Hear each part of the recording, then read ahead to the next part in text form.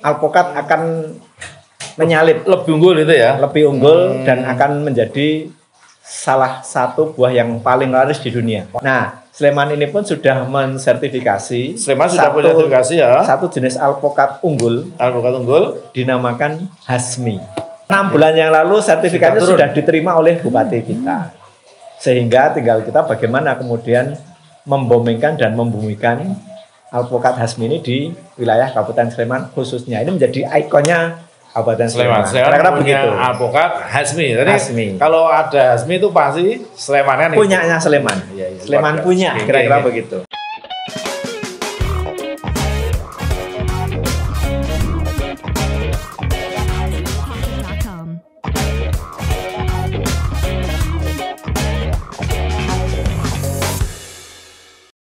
Assalamualaikum warahmatullahi wabarakatuh. Waalaikumsalam warahmatullahi wabarakatuh. Alhamdulillah, selamat sore Pak Sartiman. Selamat sore Pak Martono. Alhamdulillah, sore ini akhirnya bisa bertemu setelah sekian lama nyinkronkan waktu nggak bisa ketemu Pak Sartiman. Alhamdulillah. Sehat Pak Sartiman nih? Alhamdulillah sehat. Pokoknya sehat terus. Amin amin. Orang tambah tua tambah nom. Iya, jadi semakin banyak aktivitas membuat semakin sehat kayaknya. Alhamdulillah. Insya Allah. Ya. Amin. Yang pertama terima kasih Pak Sartiman. Ya. Sekali lagi akhirnya bisa menyempatkan hadir di Rumah Babi ini. Kita nanti akan ya bincang-bincang lah. Untuk mendengarkan Pak Sartiman memberikan berbagai informasi penting saya kira. Juga harapan kita nanti juga ada edukasi-edukasi yang apa ya, yang sekarang ini banyak orang tunggu-tungguin loh, orang-orang inginkan gitu terkait dengan hal-hal yang mengandung unsur-unsur potensi di lingkungan kita. Ya.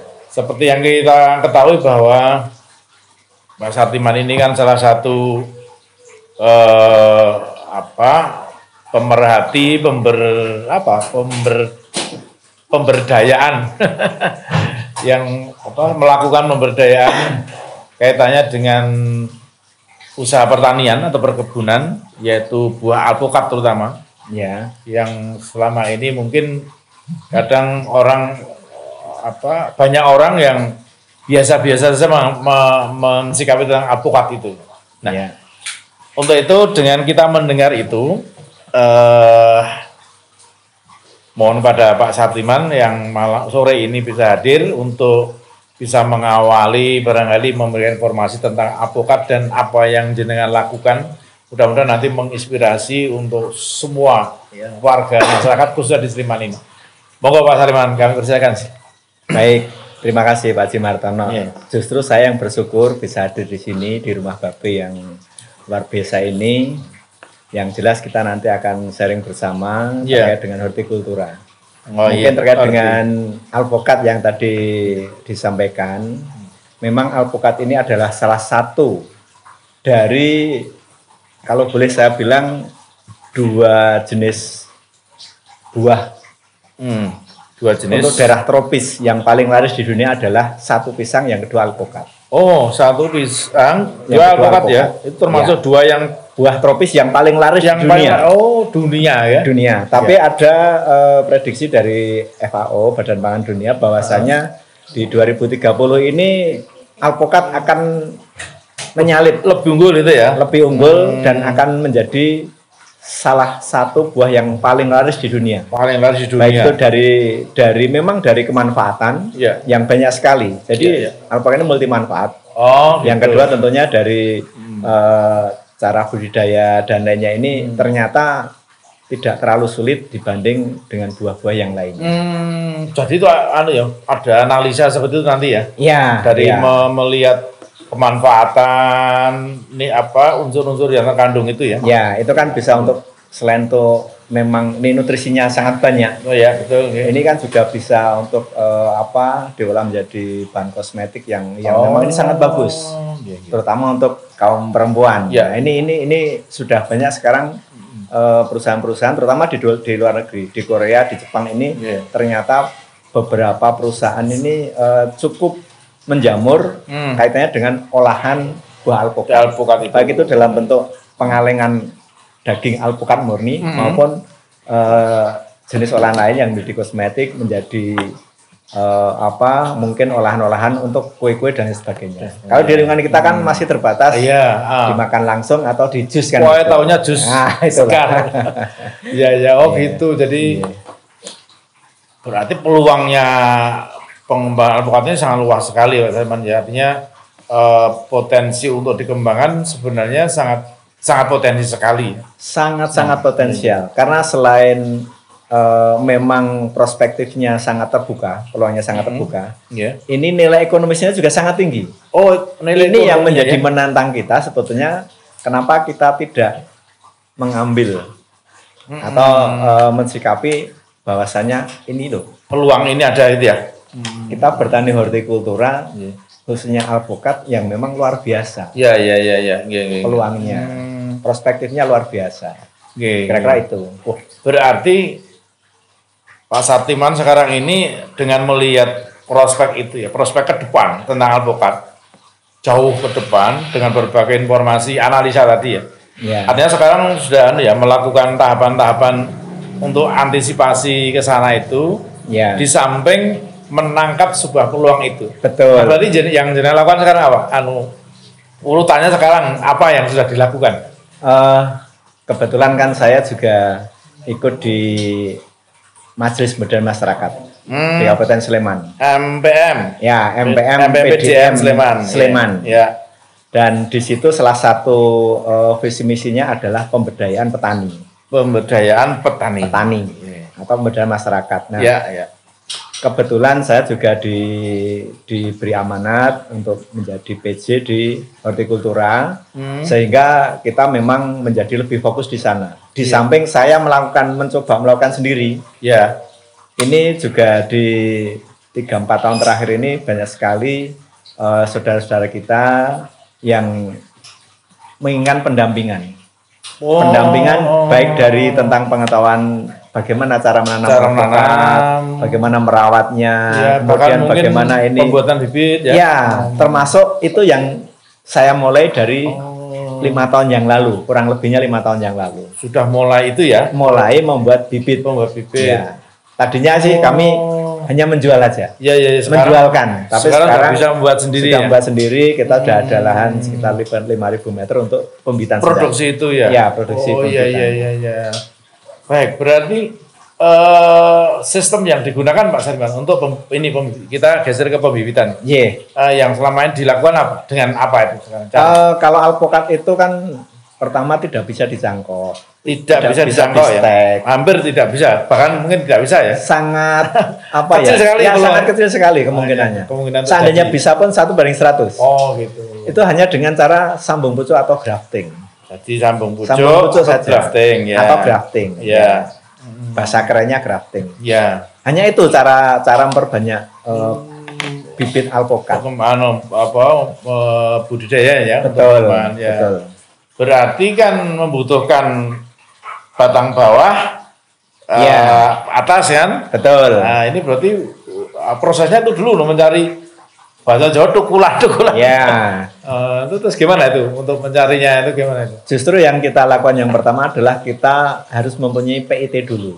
PIT itu pohon induk tunggal. Tunggal. Itu yang nantinya pohon induk ini harus sudah berbuah dulu, kemudian kita memang pilih yang terbaik jenisnya, yang itu nanti akan kita ambil untuk sebagai batang atas atau entrisnya. Kalau seedling atau batang bawah yang kita semai dari biji, itu sembarang, nggak sulit. Gitu. Jenis sembarang apapun, yang penting biji alpukatnya itu yang pertama tua, yang kedua ini syukur-syukur besar. Tua, syukur besar. Ini yang nanti akan sangat mendukung percepatan daripada pertumbuhan pohon alpukat itu sendiri. Jadi sellingnya bawahnya ini bisa. Sellingnya banyak yang menyediakan. Banyak ya. Di samping kita menyemai juga banyak yang menyediakan. Karena hampir semua biji asal tumbuh bisa dipakai. Justru kuncinya adalah pada entris, di mana pohon induk tunggal tadi harus betul-betul yang qualified. Karena untuk atas, batang atas. Betul. Ini kan sebagai penentu nanti. Munculnya buah ya berasal dari entries itu. Iya, dari entrisnya. Ya, penentunya entries misalkan jenis, kalau kita bicara tentang nama, ada sekitar 600-700 di literatur nama alpukat. 600-700? Iya, bahkan bisa lebih. Karena sekarang kemunculan nama-nama jenis lokal itu kemudian dinamai oleh daerah tertentu itu. Sesuai dengan selera masing-masing. Dengan proses legal ya itu ya? Ya, dengan izin. Tentunya kan nanti disertifikasi. Biasanya Pemda oleh Dinas Pertanian.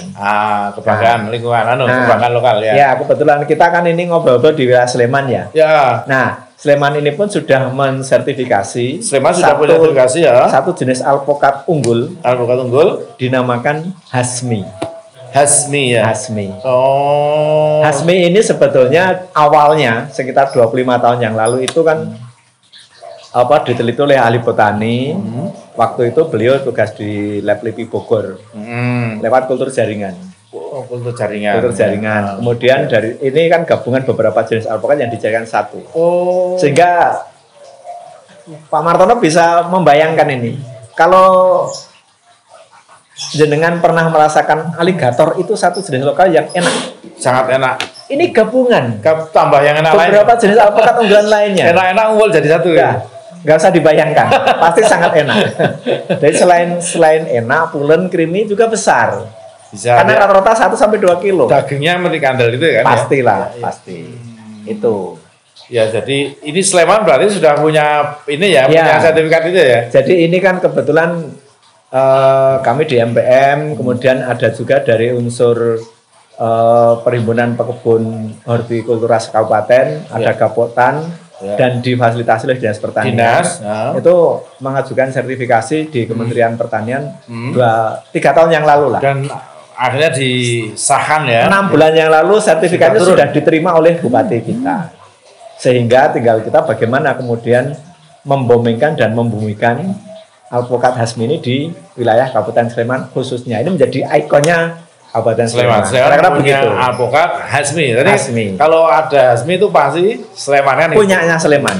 Sleman punya, kira-kira begitu. Ya luar biasa. Baik, ini sangat edukatif, ini artinya ini memberikan satu pelajaran penting ya, bahwa ya alpukat itu peluangnya besar. Nah, mungkin kemudian kita juga bisa bicara dari si pemberdayaan, budidaya untuk melestarikannya. Tapi ternyata dari nilai ekonominya barangkali juga bisa menjanjikan, baik mungkin bagi Pak Satiman secara pribadi yang menggeluti ini. Mungkin dari sisi pembibitannya, jual bibit, atau bahkan mungkin sudah mengarah kepada buahnya. Nah, gimana itu? Kalau di pembibitan sebetulnya mayoritas lah. Kalau kita bicara bisnis ini, mayoritas yang paling punya peluang adalah dari hulu dulu. Hulu ya? Hulu. Nah, kemudian berkembang, processing sampai di hilir. Tapi di hulu ini memang kita butuh skill, butuh pengetahuan, butuh knowledge tentang apa yang kita lakukan. Karena di situ paling sulit processingnya. Tetapi di situ paling gede, paling besar peluangnya terkait dengan profit atau laba. Di situ profit ya.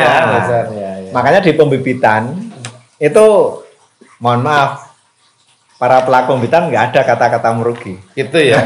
Saya gede selarang ya. Karena bibit yang kecil katakanlah ini 50.000. Kita hanya menyiram aja 3 hari 4 hari sekali. Semakin nggak laku, semakin naik dengan sendirinya. Betul. Ya. Ini kan hanya dikasih makan mungkin 1-2 bulan sekali, kasih nutrisi ekstra. Tidak seperti kita. Orang yang minggu lele. Rawakan nih. Seperti lele itu pun lebih banyak yang paling prospektif di pembibitannya. Iya, di breedingnya. Iya, karena banyak keluaran pakannya. Betul sekali. Jadi dari hulu tadi. Dari hulu. Dan tidak menutup kemungkinan semuanya proses sampai ke hilir pun juga tetap punya peluang ya. Satu contoh saja begini. Kalau tadi proses pembibitannya ini kita dengan sambung pucuk, itu perbedaan dengan kita hanya menyemai dari biji. Menyemai dari biji kalau alpukat paling tidak nanti 6-8 tahun baru bisa berbuah. Dari biji. Dari biji. Tapi kalau dari biji yang disambung pucuk, tadi berapa? Itu 3 tahun sudah, insya Allah sudah mulai produksi. Oh, 3 tahun sudah mulai berbuah. Sudah, bahkan ada yang 2,5 tahun. Ini kan 3 tahun, katakanlah 3-4 tahun itu sudah mulai berbunga, mulai ya. Artinya sudah tunda harapan itu. Ya, katakanlah 4 tahun ini kita sudah mulai panen. Nanti kalau tahun ke-6 kita punya satu pohon yang tadi kita katakan Hasmi, katakanlah satu contoh ya. Contohnya Hasmi, kita booming Hasmi. 5 tahun atau 6 tahun itu insya Allah sudah berbuah 2-3 kali. Kalau berbuah yang pertama itu kita metik katakanlah 4 tahun. Paling tidak satu pohon ini nanti akan berbuah kurang lebihnya 30-40 buah. 30-40 buah. Tapi coba bayangkan satu buah. Kalau satu buahnya 1-2 kilo, katakanlah 1,5 aja. Iya, 1,5. Kali 30 yang paling kecil lah. 45 ya. 45 kilo. Iya, sekarang 30.000. Katakanlah harga sekarang 30.000. Satu pohon kan? Berarti 1,5 juta. Kalau Pak Martono punya 10 pohon. 10 pohon. Misalkan. Ya. Ini di tahun pertama, tahun kedua dan ketiga dan seterusnya. Itu semakin tinggi produksinya, berlipat. Semakin lebat. Iya, otomatis. Karena pohon semakin besar, rantai semakin banyak, buah semakin banyak. Betul. Itu yang terjadi seperti itu. Jadi nilai peluangnya sebenarnya di sini ya. Sebetulnya petaninya di situ ya. Luar biasa. Hanya memang kita mungkin ini perlu informasi yang berkelanjutan. Apalagi kita punya ikonnya untuk Sleman. Ini kewajiban kita bersama untuk mengembangkan bersama. Jadi mungkin Pak Sartiman dan beberapa teman ya, mungkin kita juga yang di bidang bergerak di pemberdayaan, artinya di swasta gitu. Saya kira kita sudah melakukan. Nah ini mungkin lebih kuat lagi kalau dikuatkan oleh dinas. Betul pemerintah sekali. Secara lembaga yang dia memang punya otoritas itu ya kan diperkuat itu loh. Kita melakukan kalau tanpa ada kebijakan keberpihakan itu kan juga kita akan lambat, jalannya akan pelan. Lambat ada keberpihakan, ada supporting yang bagus, ini insya Allah akan cepat kita. Dan saya kira itu bagian dari komitmen pemerintah daerah. Kalau ini kan kaitan dengan pemberdayaan, peningkatan ekonomi. Ternyata ada peluang yang sangat besar, sangat terbuka. Sudah dilakukan contohnya oleh lembaga sosial sedikit jenengan dan lain-lain. Ya, saya dan teman-teman sudah berusaha, orang mencoba melakukan itu dan itu terbukti. Terbukti. Sudah terbukti. Ya, sudah terbukti. Baik. Jadi kalau kita tarik lagi, artinya peluangnya tadi dari sisi kita bicara mudahnya, satu pohon keluar sekian kilo, per kilo sekian, kemudian kita mimpinya kalau kita punya sekian pohon, apalagi 1.000 pohonan begitu kan. Nah, sekarang ini Pak Sartiman, berarti Pak Sartiman dan teman-teman atau lembaga kita ini membuka enggak semacam kemudian kayak kerjasama atau kita menawarkan jasa gitu. Konkretnya begini, ada orang punya lahan misalnya kosong, 1.000 meter kata, pas bingung datang dulu apa saya kayak lemah misalnya. Iya betul. Nah kemudian datang ke Pak Sartiman kan ini punya CV-nya itu ya atau apa tuh? Yang pokoknya lembaga jenengan itu ya. Adalah. Kemudian tolong Mas Sartiman ini saya punya lahan, yang aku reso popo, itu kemudian menyediakan nggak jenengan kerjasama menanamkan, perawatan dan sebagainya itu. Kita sudah melakukan di banyak tempat. Di 2-3 tahun terakhir ini sudah ada beberapa, terutama dari personal ya. Personal pribadi. Ada yang mempunyai lahan 1 hektar. 1 hektar itu kalau kita pertimbangkan, kita perhitungkan, kita kan ini begitu ada seseorang punya lahan mau diapakan bingung, tapi dia punya modal, kemudian punya niatan. Nah, kemudian kita menyampaikan bahwasanya lahan panjenengan itu bisa memberdayakan masyarakat sekitar. Dengan cara apa? Nah, kita sampaikan konsep-konsep kita di bidang hortikultura. Katakanlah, jadikan aja itu satu kebun buah, yang nanti bisa menjadi edukasi, menjadi pembelajaran, bahkan menjadi peluang yang luar biasa. Dan ini sudah kita lakukan di beberapa tempat. Kalau di kelompok tani di Mayudan, di Bendosari, itu kan ada 3 hektar di sana. Itu Ada tanaman alpukat yang sekitar 650 sampai 750. Kalau nggak salah diselingi jambu-jambu itu ya? Nah, itu di antara jarak 6 meter, 6 meter itu alpukat, ada tanaman sela, namanya jambu kristal. Jambu kristal. Jambu kristal ini kemudian kita mendapatkan yang original. Sehingga bisa F1.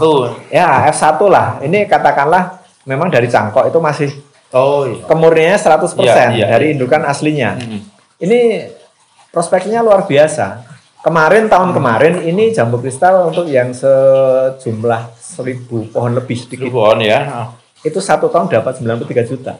1 ton? 1 tahun. 1 tahun? 1 tahun sudah menghasilkan 93 juta dari pohon itu sendiri. Pohon jambunya. Karena jambu, belum alpukatnya. Nah, karena jambu itu kan prinsipnya sambil menunggu alpukat keluar.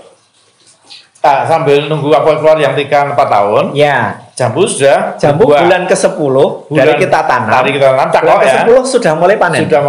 Dan tidak pernah ada kata berhenti kalau jambu kristal. Ya, cuma ada panen raya 1 tahun itu 2 kali di bulan Februari atau Maret. Ya. Februari Maret atau September Oktober. Panen raya ya. Tapi di antara bulan-bulan lain tetap muncul hanya sedikit. Itu. Betul.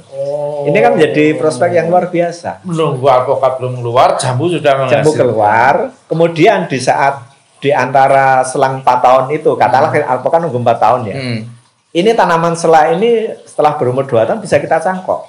Sudah dicangkok. Dan bibit cangkokannya jambu bisa dijual lagi. Jauh lebih tinggi dibanding jambu kristalnya dalam tahun itu. Iya. Meskipun kita menyangkoknya 2 tahun sekali. Karena jambu kristal bisa juga masuk tabung lampot ya. Pasti. Nah, jadi kan dan itu sangat menarik. Di perumahan-perumahan pun bisa orang menanam. Iya, sangat mudah juga perawatan. Ini satu contoh aja. Kemudian di beberapa jenis yang lain, satu contoh kalau kita punya lahan 1 hektar itu dengan jarak tanam 5x5 itu kita bisa menanam 400 pohon. Untuk jambu. Alpukatnya 400 pohon. Ya. Di samping tanaman sela. Oke lah, tanaman sela kita kesampingkan. Tetapi sebetulnya tanaman sela ini kalau kita sudah tahun kedua, ini sudah bisa untuk merawat pohon utama, alpukat itu tadi bahkan hanya nggak sampai 50%-nya. Jadi kita sudah tetap menghasilkan, membiayai perawatannya sampai dengan berbuah. Betul. Dan itu masih sisa 50%-nya. Kira-kira analisa usahanya seperti itu. Iya. Artinya Pak Sarliman dan teman-teman, katakanlah dengan di MPM ya, Majelis Pemberdayaan Masyarakat PDM Sleman, pimpinan daerah Mada Sleman, ini juga menyediakan diri, saya ulang tadi, untuk ketika ada warga atau siapapun yang tadi berkeinginan untuk bekerja sama gitu ya. Kita selalu standby, 24 jam, kira-kira begitu. Iya. Jadi dalam forum ini saya kira sekaligus ini kita publikasi ya. Bisa melalui PDM, MPM PDM, nanti bisa melalui Pak Ahmad juga. Bisa melalui saya. Ya. Oke, ini saya kira peluang bagus. Jadi ternyata alpukat itu bisa sela-selanya untuk menunggu alpukat keluar. Ada tanaman kris, mau jambu kristal, mau pepaya California atau yang lainnya, peluangnya sangat banyak. Itu ya. Atau yang mungkin lebih pendek jenis rempah-rempah, mau jahe merah, mau serai, itu juga luar biasa. Ya. Bahkan yang sekarang di binaan kita di Moyudan itu ditanami rumput odot. Rumput odot ya? Itu sampai sekarang itu permintaannya kita harus mensuplai 2 kali dalam seminggu dan kekurangannya terus. Sebelum ke rumput odot Pak Kang, ini duduk dulu ya. Oke, terima kasih. Perut banget sih, Dek.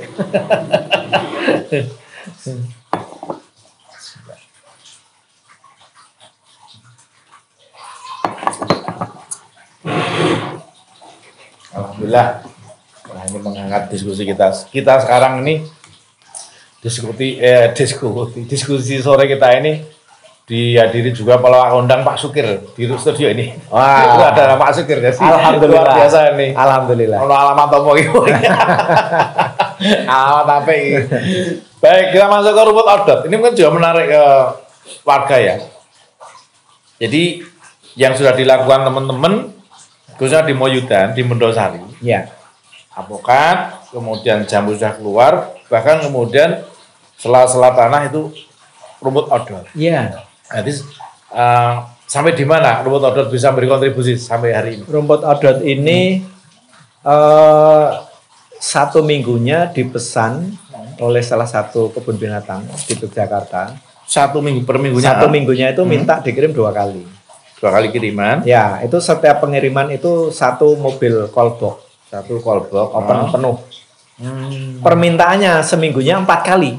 4 Tetapi kali. kita mampunya hanya 2 kali. 2 kali ya. Artinya peluangnya masih sangat luar biasa.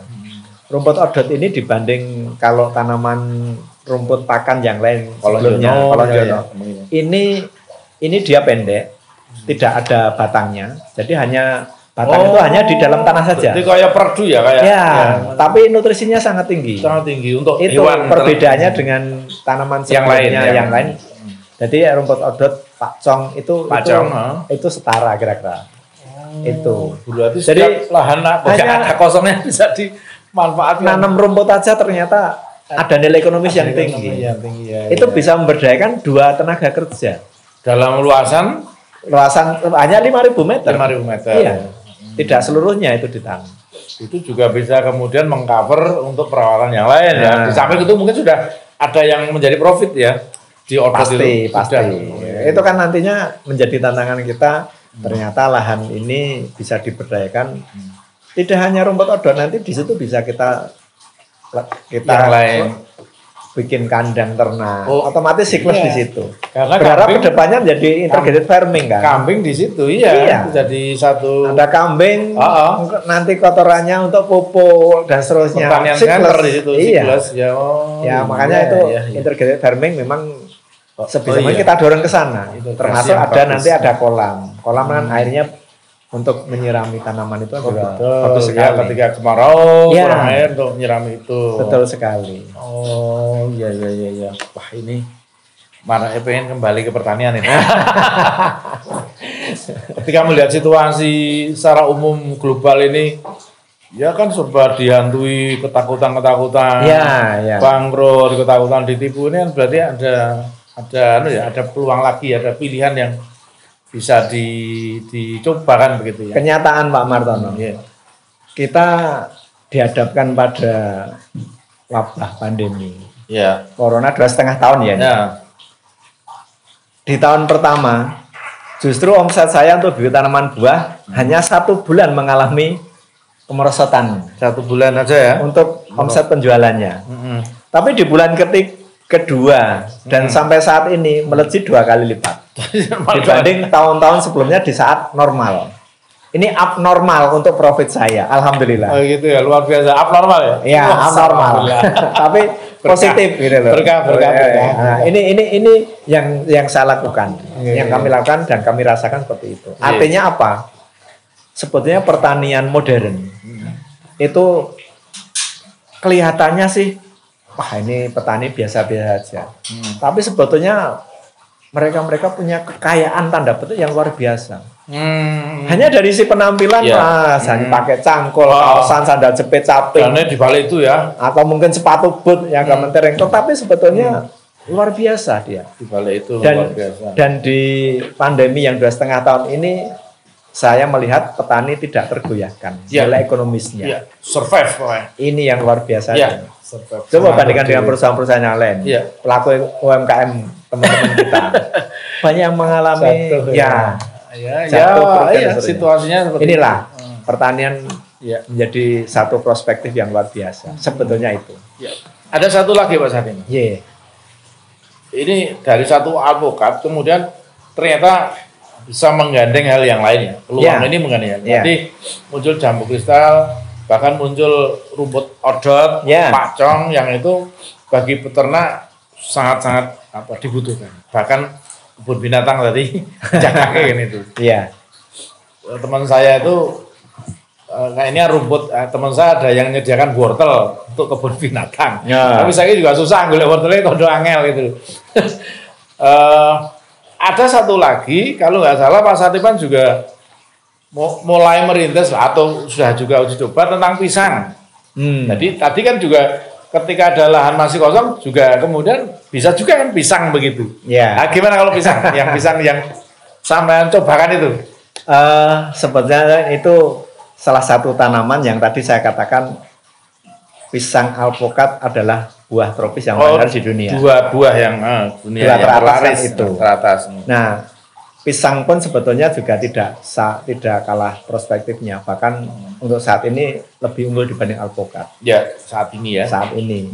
Nah, yang kami lakukan, memang kami melakukan pendampingan ini di beberapa tempat, terutama di wilayah Kapanewon Sleman.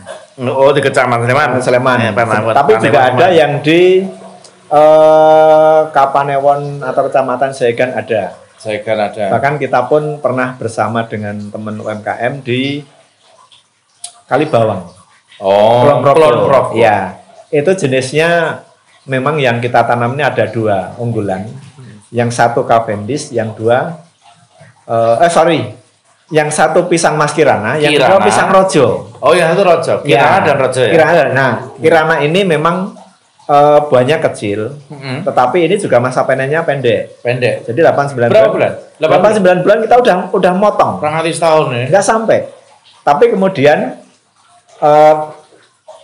penanaman atau pemanenan berikutnya kita bisa atur.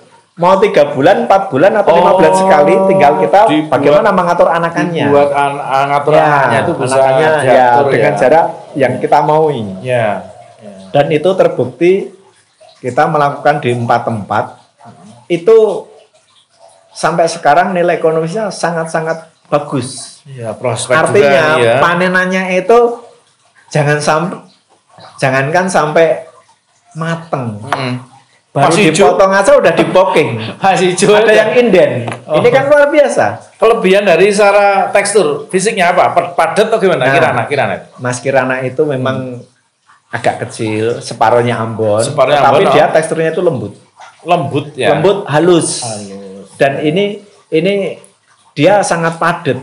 Lembut tapi padat. Padat ya. Nah, ini kan dari padat. Ini. Nah, kemudian yang kedua, memang ini sudah disertifikasi. Oh. Ini aslinya dari Lumajang, Jawa Timur. Malah Lumajang. Dan kita ambil dari sana. Oh iya. Kita ambil dari sana, sehingga kita melakukan pemberdayaan ini juga tidak main-main. Iya. Artinya secara qualified itu sudah bagus. Ya. Kemudian pola tanam, pola olah lahan, pola tanam juga kita dampingi, sehingga berharap itu menjadi optimal.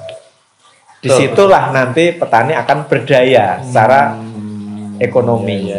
Nah, kemandirian seperti inilah yang kita berharap nanti di wilayah tersebut bisa menjadi katakanlah andalan ikon untuk kita bergerak ke lainnya terus gitu. Ya, kira-kira seperti itu. Itu ya, inspirasi lingkungan. Pisang Rojo kan demikian juga. Iya. Masih menjadi salah satu jenis pisang yang eksklusif. Enggak semua orang punya. Pak Martono mau mantu. Satu tundun berapa? Sampai 600.000, 750.000. Inden juga ada. Padahal aslinya berapa? 1 lirang itu cukup 30.000. Tapi 10 lirang menjadi 600.000 di saat Pak Martono membutuhkan. Ini kan luar biasa. Sana mantu bisa kepok. Digoreng lagi ya. Rojanya kepok rojo pate. Jadi kita ada nanam terutama 2 jenis itu. Iya. Wah, ini kan pisang juga ini ya. Peluang yang luar biasa juga di samping alpukat. Jadi 4 alpukat, jambu kristal atau jangkris. Ya. Kemudian selah pendeknya ada odot. Kalau dalam yang lain mungkin ada yang nggak suka jambu tapi pisang, berarti bisa pilih pisang ya. Iya. Semua sudah terbukti bisa memberikan kontribusi secara nilai ekonomis, bisa terbukti itu ada nilai ekonomisnya. Dari hasil analisa usaha sangat layak untuk dibudidaya. Dikembangkan. Iya. Baik Pak Satiman, jadi inilah yang saya tadi maksud awal, edukasi penting untuk memberi semangat juga pada warga ya, yang barangkali bisa loh pada titik kejenuhan, putus asa, wis mutung opo toh, padahal punya lahan, barangkali ini menjadi satu pilihan. Nah, mungkin untuk closing Pak Satiman, ada saran-saran kepada seluruh warga lah tentang ini tadi semua, mungkin sebagai kesimpulan nih, monggo. Baik, yang pertama buah alpukat itu kan tadinya mindset kita kan itu hanya buah tahunan. Ya. Artinya berbuah 1 tahun sekali. Ya. Ternyata itu bisa dibuat tanpa kenal musim. Ya. Artinya kita sudah mempunyai hormon organik yang itu untuk merangsang munculnya bunga. Ya. Sehingga tidak akan kenal musim. Hormon itu benar ya. Hormon mempercepat dan itu organik. organik. Ini yang menjadi bahan apa alpukat tetap menjadi enak, Jadi pohonnya buahnya juga cenderung organik kan? Iya, lebih enak pastinya. Ada kecenderungan organik. Ya, itu yang pertama tentang alpukat itu. Yang kedua, analisa usaha ini sangat-sangat layak dari analisa usaha untuk kita budidayakan, untuk kita kembangkan, sangat-sangat layak. Artinya sampai tadi ada hasilnya tetap harus lebih banyak daripada modalnya gitu ya. Betul. Yang ketiga, kita di Sleman ini punya ikon alpukat. Sleman yang kita katakan tadi Hasmi tadi. Ini adalah ini penting ini ya. Ini kita berharap ke semuanya, baik dari unsur eksekutif dan kita masyarakat. Ayo kita bersama-sama membumikan dan membumingkan. Karena ke depan kita akan mempunyai buah unggulan alpukat Hasmi dari Sleman yang beratnya 1 sampai 2 kilo. 1 dan 2 kilo. Ya, ini selain besar, pulen, creamy, manis, ini luar biasa. Memang kalau saya bisa menyampaikan, Hasmi ini kan memang awal mulanya dari Hana. Awalnya dari Hana, ya, jenis gitu. Hana. Ya, tapi kemudian kita sertifikasi dan ini menjadi kita beri kode sendiri ya. Ya, itu yang terjadi. Makanya kita yang di unsur pemberdayaan di MPM ini mengajak, ayo kita optimalkan lahan kita, pekarangan kita, mungkin ladang kita. Ya. Ini sekecil apapun pasti akan memberi dampak positif terhadap perekonomian kita selama ini kita lakukan pemberdayaan. Kita lakukan penanaman dari dini. Begitu kita ingat, kita tanam hari ini juga. Karena menanam adalah menunda prospek yang harusnya kita raih lebih awal. Betul, ya. Kira-kira begitu, Pak. Alhamdulillah. Jadi beberapa hal yang penting saya kira yang perlu saya catat. Yang pertama, Sleman punya ikon sertifikasi bahan ini Hasmi. Alpukat yang ini bisa dibudidayakan, dikembangkan di Sleman. Ya. Dan saya kira ya pemerintah daerah juga yang berkompeten ini saya kira bisa membackup. Ya, ini kan mestinya membackup ya. Pemerintah kan punya kebijakan. Ya, kebijakan dia bisa membackup. Ya. Karena bagaimanapun ini mengangkat nama daerah. Betul sekali. Bahwa Sleman menghasilkan ini. Kemudian yang ketiga, peluang masyarakat banyak dan MPM Majelis Pemberdayaan Masyarakat Pimpinan Daerah Muhammadiyah Sleman siap mendampingi. Siap ada Pak Sartiman, ada Pak yang lain. Siap mendampingi mulai dari mungkin pengadaan bibitnya dari mana, seperti dari apa, sampai pengolahan lahan, bahkan penanaman dan perawatan. Kemudian yang berikutnya bahwa kalau arahnya orientasinya ke bisnis, alpukat ini sangat menjanjikan. Karena biasa. Semakin ke sana orang semakin membutuhkan alpukat. Betul jadi buah idola gitu. Iya. Dan yang kemudian tadi yang tambahan-tambahan ternyata masih ada ikutannya. Jambu kristal, kemudian pisang dan seterusnya. Ini untuk itu pada semua warga dan masyarakat kalau ingin berkomunikasi dengan kita bisa kita berikan kontaknya nanti. Kalau saya Martono 081 642 623 97 081 642 623 97 nomor dia terlali. Pak Sartiman sudah saya simpan itu. Pak Sartiman nomor berapa? Kalau saya bisa hubungi di 0813 2881 7864. Ya. Nanti kalau kami badan usahanya Mahanani. Pak CV Mahanani. Pak Sartiman, CV Mahanani, Temulawak, Triharjo Sleman. Sleman. Ya. Kan Kecamatan Sleman, Kabupaten Sleman. Betul. Persisnya belakang rumah sakit RSUD Sleman atau Morangan Mbiyen. Kalau bisa ditambahkan, ketik aja Google Map-nya, CV Mahanani. Oh, CV Mahanani. Ya, itu. Yes, alhamdulillah demikian. Terima kasih Pak Sartiman. Terima kasih Pak Warta. Harapan kita insya Allah ini benar-benar memberikan edukasi penting yang bermanfaat bagi khalayak ramai nanti. Insya Allah. Sehingga apa yang panjenengan sampaikan ini akan menjadi kebaikan amal jariah sampean. Karena ini ilmu. Amin. Bareng-bareng nanti saya ditumi jariah. kita sharing bersama, belajar bersama. Bersama-sama. Ya. Jadi ini judulnya belajar bersama. Betul. Jadi kita juga masih belajaran begitu. Ya. Sambil belajar, kalau ada yang mau dikasih ilmunya ya sambil kita kasihanan begitu. Siap. Begitu, sekali lagi mudah-mudahan bermanfaat dan terima kasih atas kesempatan dan luangan waktu yang Pak Sartiman berikan kepada kita. Untuk itu saya akhiri untuk Pak Sartiman. Assalamualaikum warahmatullahi wabarakatuh. Waalaikumsalam warahmatullahi wabarakatuh. Demikian para penonton sekalian yang mengikuti acara dialog pada sore ini bersama podcast Martono di Rumah Babe ini.